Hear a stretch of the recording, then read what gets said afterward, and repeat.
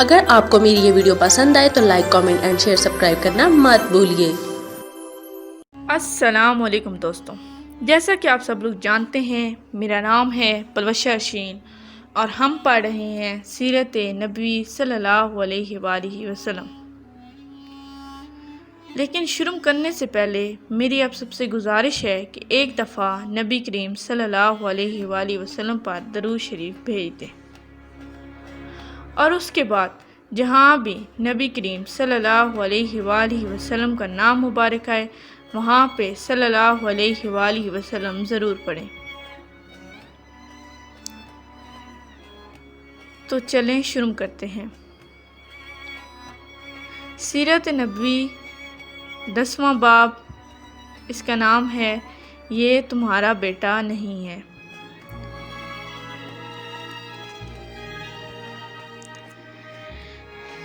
آپ صلی اللہ علیہ وآلہ وسلم کو قافلے کے ساتھ اس لیے نہیں لے جایا گیا تھا کہ آپ کی عمر کم تھی۔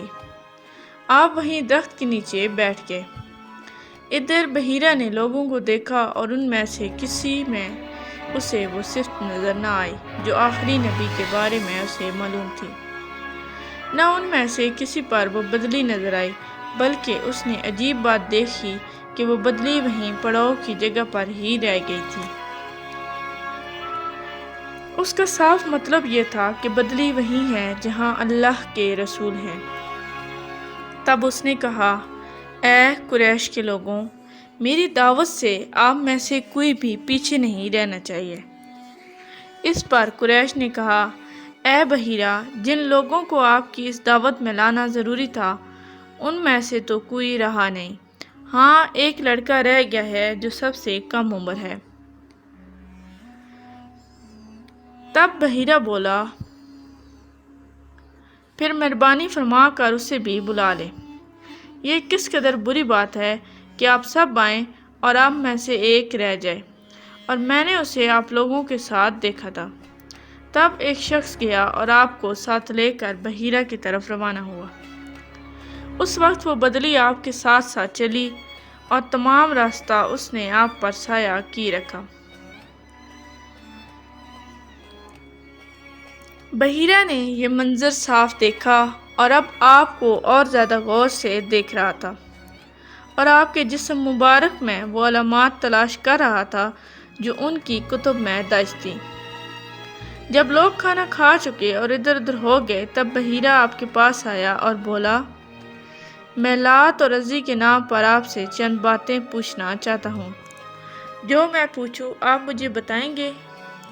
اس کی بات سن کر آپ صلی اللہ علیہ وآلہ وسلم نے فرمایا، لات اور عزی بتوں کے نام ہیں، اس نام پر مجھ سے کچھ نہ پوچھو، اللہ کی قسم مجھے سب سے زیادہ نفرت انہی سے ہے۔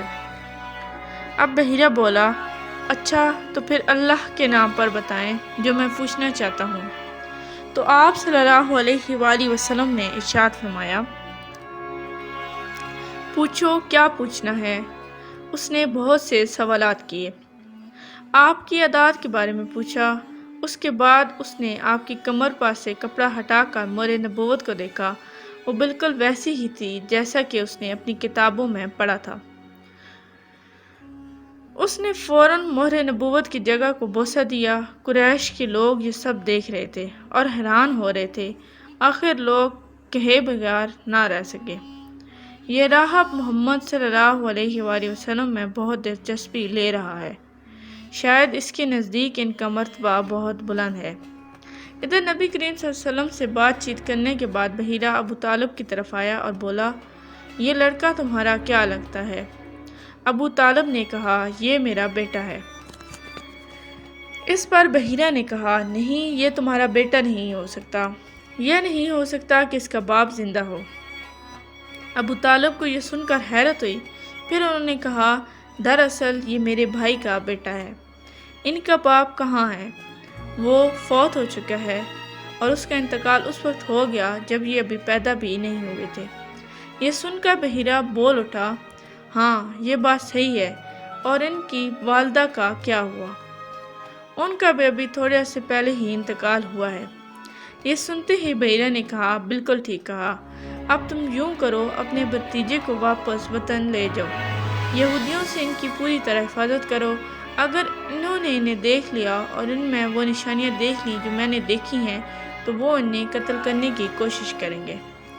تمہارا یہ بھتیجا نبی ہے، اس کی بہت شان ہے، ان کی شان کے بارے میں ہم اپنی کتابوں میں بھی لکھا ہوا پاتے ہیں، اور ہم نے اپنے باپ داداؤں سے بھی بہت کچھ سن رکھا ہے۔ میں نے یہ نصیحت کر کے اپنا فرض پورا کر دیا ہے، اور انہیں واپس لے جانا تمہاری ذمہ داری ہے۔ ابو طالب بحیرہ کی باتیں سن کر خوفزدہ ہو گئے، آپ کو لے کر مکہ واپس آ گئے۔ اس واقعے کے وقت آپ کی عمر 9 سال تھی۔ اس عمر کے لڑکے عام طور پر کھیل کود میں ضرور حصہ لیتے ہیں۔ ان کھیلوں میں خراب اور گندے کھیل بھی ہوتے ہیں۔ اللہ تعالیٰ نے آپ کو اس سلسلے میں بھی بالکل محفوظ رکھا۔ جاہلیت کے زمانے میں عرب جب برائیوں میں جکڑے ہوئے تھے، ان برائیوں سے بھی اللہ تعالیٰ نے آپ کی حفاظت فرمائی۔ ایک واقعہ آپ صلی اللہ علیہ وسلم نے خود بیان فرمایا، اے قریشی لڑکا، مکہ کے بلائی حصے میں اپنی بکریاں لیے میرے ساتھ تھا۔ میں نے اسے کہا، تم ذرا میری بکریوں کا دھیان رکھو تاکہ میں قصہ گوئی کی مجلس میں شریک ہو سکوں۔ وہاں سب لڑکے جاتے ہیں۔ اس لڑکے نے کہا، اچھا۔ اس کے بعد میں روانہ ہوا۔ میں مکہ کے ایک مکان میں داخل ہوا تو مجھے گانے اور باجے کی آواز سنائی دی۔ میں نے لوگوں سے پوچھا، یہ کیا ہو رہا ہے؟ مجھے بتایا گیا کہ ایک قریشی کی فلاں شخص کی بیٹی سے شادی ہو رہی ہے۔ میں نے اس کی طرف توجہ دی ہی تھی کہ میری آنکھیں نیند سے جھلکنے لگیں، یہاں تک کہ میں سو گیا۔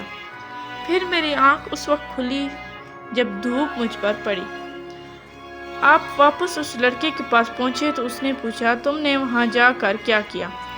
میں نے اسے واقعہ سنا دیا۔ دوسری رات پھر ایسا ہی ہوا۔ مطلب یہ کہ قریش کی لغو مجلسوں سے اللہ تعالیٰ نے آپ کو محفوظ رکھا۔ قریش کے ایک بت کا نام بوانا تھا۔ قریش ہر سال اس کے پاس حاضری دیا کرتے تھے، اس کی بے حد عزت کرتے تھے، اس کے پاس قربانی کا جانور ذبح کرتے تھے، سر منڈواتے تھے، سارا دن اس کے پاس اعتکاف کرتے تھے۔ ابو طالب بھی اپنی قوم کے ساتھ اس بت کے پاس حاضری دیتے۔ اس موقع کو قریش عید کی طرح مناتے تھے۔ ابو طالب نے نبی کریم صلی اللہ علیہ وآلہ وسلم سے کہا، بھتیجے، آپ بھی ہمارے ساتھ عید میں شریک ہوں۔ آپ نے انکار فرما دیا۔ ابو طالب ہر سال آپ کو شریک ہونے کے لیے کہتے رہے، لیکن آپ ہر بار انکار ہی کرتے رہے۔ آخر ایک بار ابو طالب کو غصہ آ گیا۔ آپ کی پھوپھیوں کو بھی آپ پر بے تحاشا غصہ آیا۔ وہ آپ سے بولیں، تم ہمارے معبودوں سے اس طرح بچتے ہو اور پرہیز کرتے ہو، ہمیں ڈر ہے کہ تمہیں کوئی نقصان نہ پہنچے۔